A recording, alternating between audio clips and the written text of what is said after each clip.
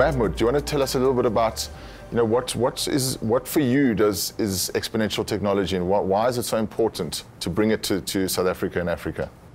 Well, I think with all the challenges we have in Africa, we've already seen Africa leapfrog other regions using technology, and that continues to be the case. And Singularity gives us a huge opportunity to collaborate, because at SAP we believe we can't do this on our own. No organization, no country, no person can do this on its own. So this gives everybody an opportunity to figure out solutions for the continent where we can all actually, create a better life for people.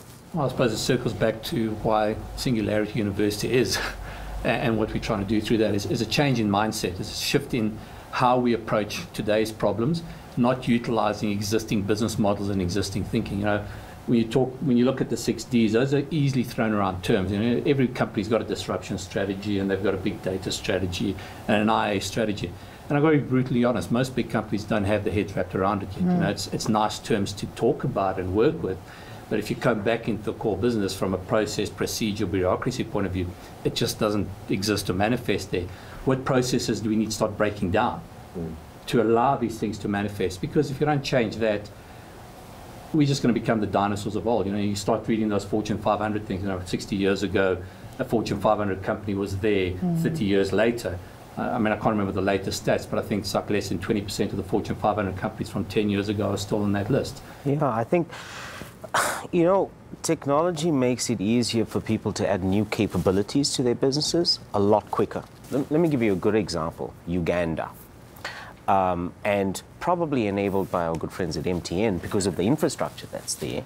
We had a guy who started in his garage as a retailer. Today, he turns over $10 million. This is maybe 2 years after he started. And he has absolutely no IT infrastructure. He runs his entire company off a mobile phone.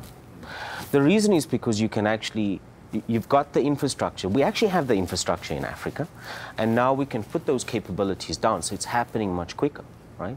And that's why you're seeing a lot of traditional businesses trying to get into new spaces, because the traditional way of being a retailer, being a bank, or being a telco, or even an IT company is changing dramatically. And I don't have to put all that investment in. So that, for me, is, I think, where a lot of the innovation is going to come.